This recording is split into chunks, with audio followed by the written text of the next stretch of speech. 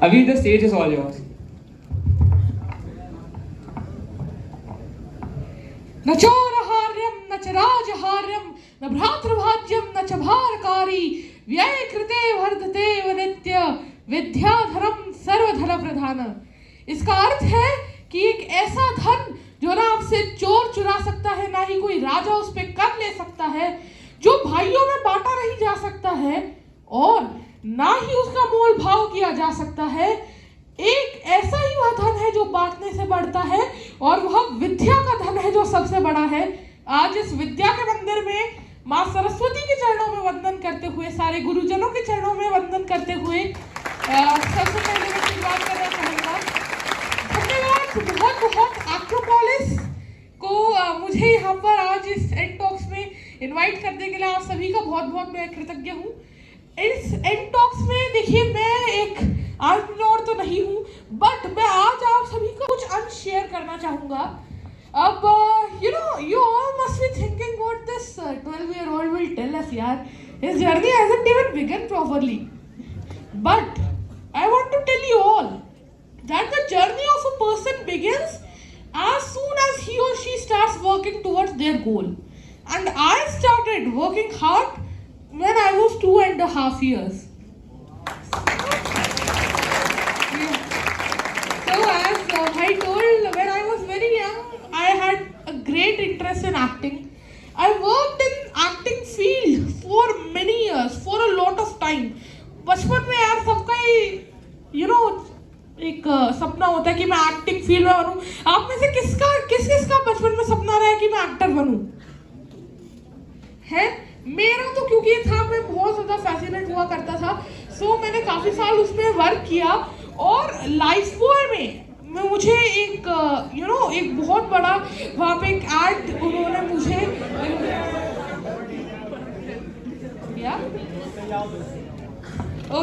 सो मुझे life boy में उन्होंने मुझे ऐड के लिए इनवाइट किया था। एंड यहाँ पर एक बहुत आपको मैं एक इम्पॉर्टेंट चीज़ बताना चाहूँगा।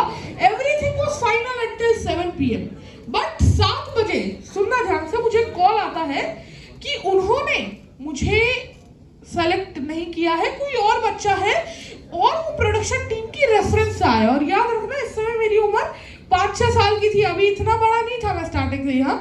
तो जब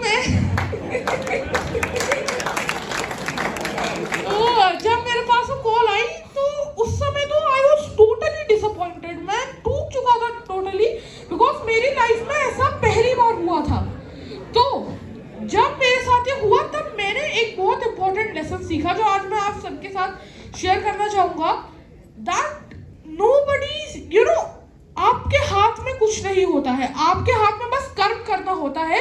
सो we have to just do our best and leave the rest to God. हमें कुछ भी नहीं, बस कर्म पर फोकस करना होता है। कृष्ण भी गीता में यही कहते हैं, कर्मण्येवाधिकारस्ते मा फलेषु कदाचन। चलिए, आप में से बहुत लोगों को ये श्लोक आता है, I am very happy. But अब यहाँ से मैं थोड़ा आगे बढ़ा, मैंने एक्टिंग फील्ड में मैं काम करता रहा, फिर we shifted to a new society. और वहाँ पे जब मैं गया, इस समय भी मैं हमेशा से ही अपने स्कूल में एक टॉपर रहा हूँ, है ना। सो वहाँ पे भी जब मैं गया तब मैंने सोचा यार टॉपर हूँ तो थोड़े अच्छे दोस्त भी बना लूँगा। बट वहाँ पर मैंने देखा कि जो बच्चे थे वो मेरी हेल्थ को लेकर मुझे चिढ़ाने लग गए। मुझे पता है आप में से बहुत लोगों के मन में भी चल रहा होगा, यार कहाँ मोटू आके बोल रहा है, हमको क्या सिखाएगा ये। बट वहाँ पे जब उन्होंने मेरी हेल्थ को लेकर उन्होंने टीज करना शुरू किया, उस समय मैं बहुत ज़्यादा डिसअपॉइंट हुआ। बट अगेन जब मेरी लाइफ में डिसअपॉइंट के मोमेंट्स आए हैं, तब मैंने लाइफ में बहुत ही अच्छी चीज़ सीखी है। मुझे एक एडवर्टीजमेंट का ऑफर आया which was with the legend of cricket Chris Gayle sir. और क्रिस गेल सर के साथ मैंने वहाँ पर वो एडवर्टीजमेंट किया और उसमें वो लीड में थे और मैं लीड में था। Like he was bowling and I was batting, और जितने सो-कॉल्ड पतले दुबले लोग थे वो सब फील्ड में लगे हुए थे फील्डिंग करने में। तो यहाँ पर एक इम्पोर्टेंट चीज सीखी कि देखिए आपकी जो वीकनेस है ना, कभी कभी वही आपकी स्ट्रेंथ बन जाती है। सो अपनी वीकनेस पर हमें ऐसा ध्यान नहीं देना है। बहुत लोग अपने फिजिकल शेप की वजह से, कि अपने बॉडी फिगर की वजह से बहुत लोग एम्बेरस्ड रहते हैं, बहुत लोग अपनी स्किन टोन की वजह से कि यार मेरी स्किन ऐसी है। नहीं, बहुत लोग तो इसलिए भी हो जाते हैं, मेरे को एक भाषा नहीं आती, इंग्लिश नहीं आती मुझे, तो इसलिए वो लोग डिप्रेस्ड होते हैं। नहीं, वी ऑल आर यूनिक, हम सभी लोग यूनिक हैं। अब देखिए, सब लोग मानते हैं हम लोग भगवान के क्रिएशन है।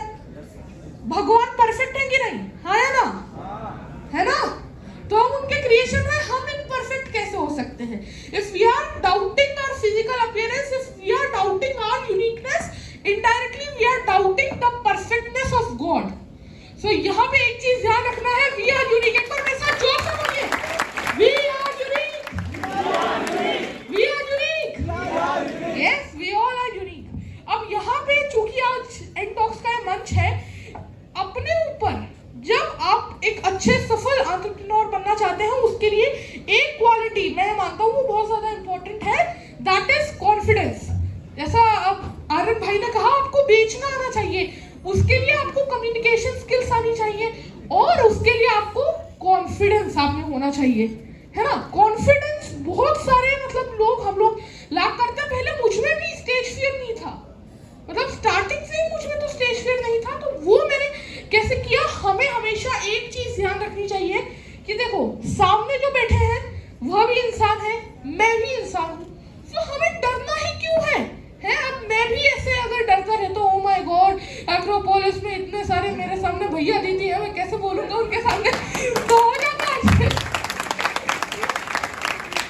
The thing I want to tell is कि आपको पहले तो अपनी प्रिपरेशन इतनी सॉलिड रखनी है कि एक वैसे आप में कॉन्फिडेंस आ जाता है प्रिपरेशन की वजह से, तो कि मेरा सब्जेक्ट मैटर मेरे साथ रेडी है, मुझे अब बस उसको जाके प्रेजेंट करना है। और उसके लिए फिर आपको ये भी एक चीज ध्यान में रखनी होती है कि भगवान हमेशा ही हमारे साथ है ना? कुछ भी देखिए, वो आप पर हंसेंगे नहीं, बिकॉज आपको ही पता है आपको क्या बोलना होता है। सो दैट्स द थिंग, जो भी स्टेज पर जो भी आए आपको बोलना चाहिए, because that removes the stage fear in you. Stage fear जब रिमूव होगा, ऑटोमेटिकली आप सब में कॉन्फिडेंस, ये चीज आएगी ही आएगी। अब मैं अपने थोड़ा जर्नी को यहाँ पे और कंटिन्यू करना चाहूंगा। मैंने फिर, अब हम सभी को पता है लॉकडाउन सबको याद है ना? यार आवाज ही नहीं आ रही थी, मेमोरी कम है क्या आप सबकी है? हाँ, तो लॉकडाउन हम सभी को याद हुआ था, और उसमें हम सभी लोग कितने हताश और निराश हो गए थे। अब उस समय जब टीवी पर रामायण प्रसारित की गई, मुझे आइडिया आया क्यों ना इसको मैं 250 छंदों में लिख दूं। उसमें मैंने रामायण लिख दी, बाल्मीकि रामायण। उसके बाद जी न्यूज, ANI, आज तक, जितने भी देश के 70 से ज्यादा नेशनल न्यूज चैनल्स ने उस न्यूज को कवर किया। अब यहाँ पर मैंने एक चीज सीख ली कि आपदा में अवसर होता ही है। जो भी कुछ क्राइसिस हो, आपको हमेशा कुछ ना कुछ सिखाने जाती है। क्राइसिस में एक तो आपको उससे लड़कर ऑटोमेटिकली आपको मोटिवेशन मिलता ही है।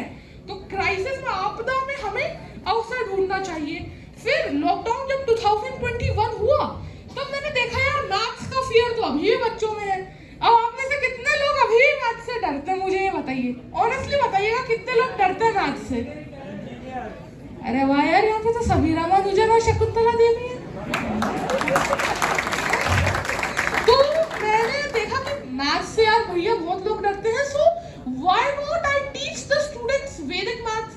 क्योंकि जो श्लोक मैंने स्टार्टिंग में कहा था कि विद्या का धन बांटने से बढ़ता है, सो मैंने देश के ऑल अक्रॉस इंडिया बच्चों को मैंने वैदिक मैथ्स पढ़ाया, दैट टू फॉर फ्री। और उससे मैंने एक वर्ल्ड रिकॉर्ड बना लिया। Can you think of it? So यहाँ पर मैंने एक चीज सोची कि आप कभी भी किसी कार्य को करने के लिए बड़ा या छोटा होना जरूरी नहीं होता। Age doesn't matter, age is just a number यार। सो दैट्स व्हाई अब मैंने उसके बाद माधव नाम का एक वॉइस असिस्टेंट बनाया, which is more advanced than Alexa in many ways. So यहाँ पर मैं आप सभी को एक चीज बताना चाहूंगा। भाई ने अभी मेरी इतनी तारीफ की, वैसे उतनी तारीफ के लायक मैं हूँ नहीं, और यहाँ पे मेरा इतना अच्छा एक इंट्रो चला, बट ये मेरी लाइफ का सिर्फ शाइनिंग पार्ट है। जो एक्चुअल स्ट्रगल है वो हम सभी को करना ही पड़ता है, बिकॉज मेहनत का कोई शॉर्टकट नहीं होता, सफलता का कोई शॉर्टकट नहीं होता। सूरज की तरह हम सभी लोग चमकना चाहते हैं, तो पहले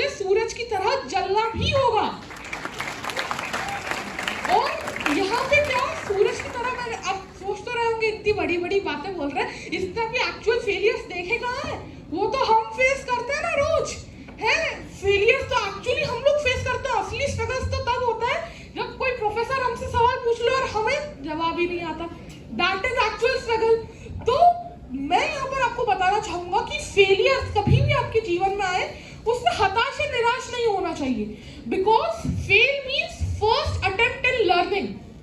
देखिए जो भी बड़े से बड़े, ये अब्दुल कलाम जी का कोट है, बड़े से बड़े आप देखें जो भी लोग हो वो अपने जीवन में फेल हुए हैं, बट या तो मैं जीतता हूं या फिर मैं उस फेलियर से कुछ ना कुछ सीखता हूं। क्योंकि आप एक्चुअल में हारते तब नहीं है जब आप गिर जाते हैं एक बार, आप हारते तब है जब आप वो गिर के वापस उठते नहीं हैं। That's the thing. अब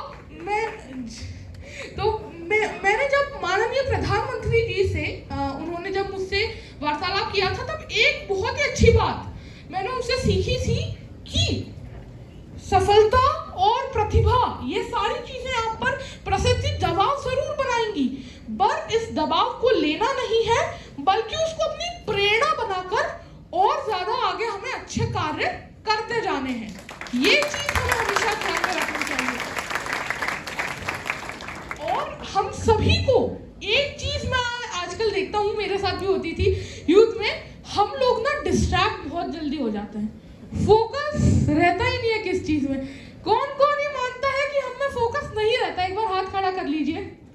okay, now I can see many hands. तो फोकस नहीं रहता है।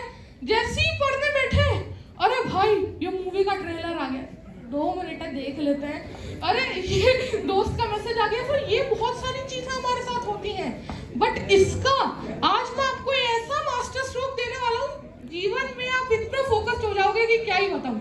Are you ready for that master stroke? Ready? तो देखिए वो सिंपल सा ये है, ये फोकस के आज की प्रॉब्लम नहीं है, बताऊं? It's 5000 year old problem. ये प्रॉब्लम अर्जुन को भी हुई थी when he was in the battlefield of Kurukshetra. तब गीता के 6 अध्याय के 34वें श्लोक में अर्जुन पूछते हैं कृष्ण से कि चंचलम ही मनः कृष्ण प्रमाथि बलवत्रम तस्याहं निग्रहं मन्ये वायोरीवासु दुष्करम। कि हे कृष्ण, मेरा मन बहुत चंचल है, एक जगह रुकता नहीं है। मैं एक बार तीरों सी दीवार बना के हवा को रोक सकता हूँ, मन को भैया मैं नहीं रोक सकता।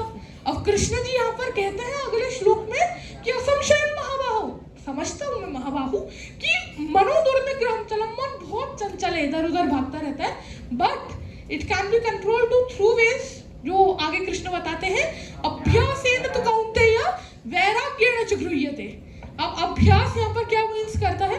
अभ्यास मीन्स प्रैक्टिस। जो भी चीज आपको मास्टर करनी है, जिसमें फोकस करना है, उसकी बार बार क्या करनी चाहिए? प्रैक्टिस। बार बार क्या करनी चाहिए? जोर से कौन? प्रैक्टिस करनी चाहिए। अब जैसे कि पढ़ाई अगर हमको फोकस से करनी है, तो उस सीट पर पहले बैठने की, उतनी देर आपको बैठने की प्रैक्टिस करनी होगी, तब तो जाकर आप कर पाएंगे।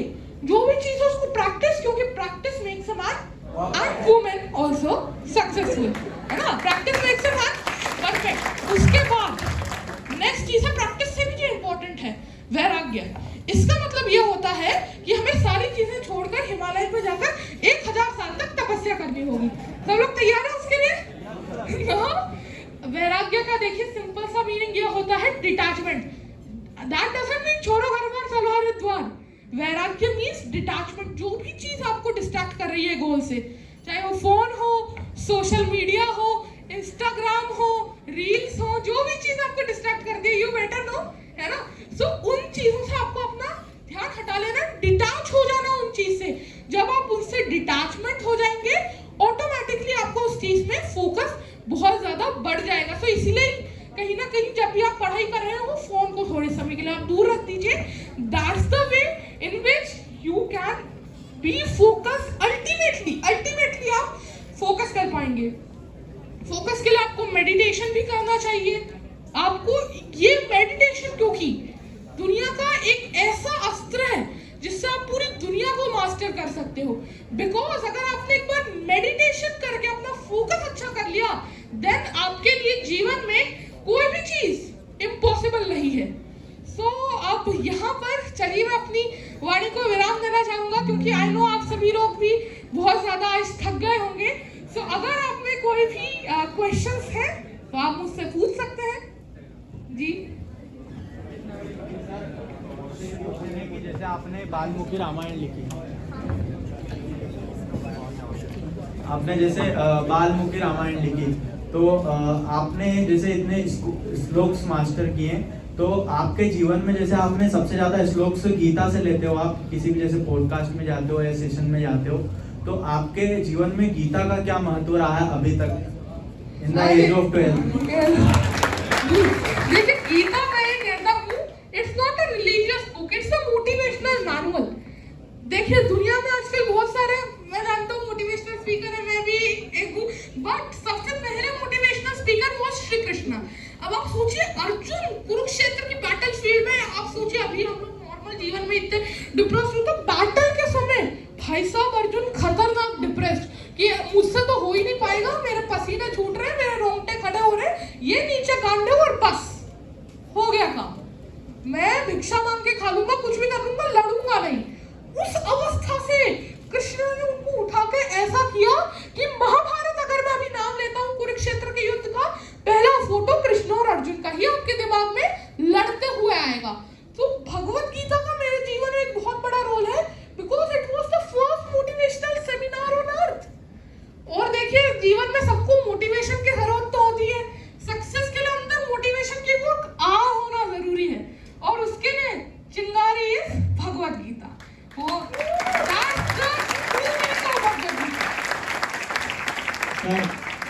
कौटिल्य पंडित के बारे में क्या कहना चाहोगे? ओके तो कौटिल्य पंडित मैं मानता हूँ ही रियली जीनियस, उनका भी जो ब्रेन है काफी अच्छा है। मैं खुद मैं क्या कह सकता हूँ, मैं खुद उनको एडमायर करता हूँ, एंड या हम लोग एक तरह से आप मान सकते हैं कि बहुत ज्यादा मैं खुद चाहता हूँ कि सभी लोग जितने भी ऐसे हैं, चाहे वो फिर कौटिल्य पंडित हों या जो भी और लोग हों, सभी लोग दुनिया को कहीं ना कहीं किसी भी वे में मोटिवेट कर रहे हैं। सो आफ्टर ऑल हम सभी का लक्ष्य तो एक ही है कि यूथ मोटिवेटेड रहे और सभी लोग अपनी फील्ड में बहुत ज्यादा अच्छा करें। एनी मोर क्वेश्चंस प्लीज, वरना I think time is almost up. Any more questions है? Sir myself Kundan Chauhan.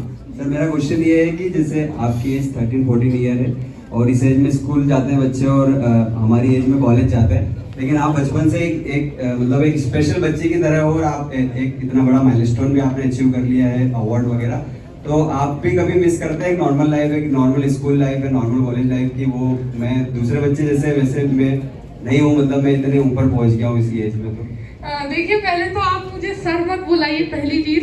दूसरी चीज आप इतने बड़े हैं, मैं आपको नाम से बुला ही नहीं सकता। अरे नहीं, अभी ठीक है, मैं आप सभी का यार छोटा भाई हूँ, मैं छोटा भाई मानते हो ना मेरे को। तो चीज मैं यहाँ पर कहना चाहूंगा कि मैं कभी भी नहीं चाहता that people should treat me like a celebrity, क्योंकि मैं एक सिंपल सी नॉर्मल लाइफ जीना चाहता हूँ। सो यहाँ पर मैं एक चीज मानता हूँ, जब भी मैं किसी स्कूल या कॉलेज में जाता हूँ ना, पहला रिएक्शन तो बच्चों का ये होता है, यार ये मोटू कहाँ से आ गया। आप में से बहुत लोग सोच रहे होंगे, आई एम श्योर है, बट उसके बाद जब उनको मेरे बारे में पता चलता है तो वो अरे अभी भाई आप दे दो, अरे अभी भाई आप बैठो ना मेरे पास, बैठो भाई, ये चीज होती है। बट उसके बाद मैं बोलता हूँ यार क्या है, आप जैसे अपने बाकी दोस्तों से करते हो वैसे ही मुझसे किया करो। हाँ बट मैं बोलता हूँ मेरे साथ भैया नॉर्मली प्यार से, जैसे बाकी बच्चों से तू तड़ा कैसे ये वो, आप सब लोग समझते हो कैसे आजकल के जनरेशन बात करती है, वैसे नहीं, बट जैसे नॉर्मल बच्चों के साथ आप रहते हो वैसे भी मेरे साथ भी आप रहा करो, because I want to lead a simple and normal life. तो मेरा यही है, सिंपल लिविंग, हाई थिंकिंग। और किसी के कुछ भी सवाल मुझसे रिलेटेड, किसी भी चीज से रिलेटेड? जी भाई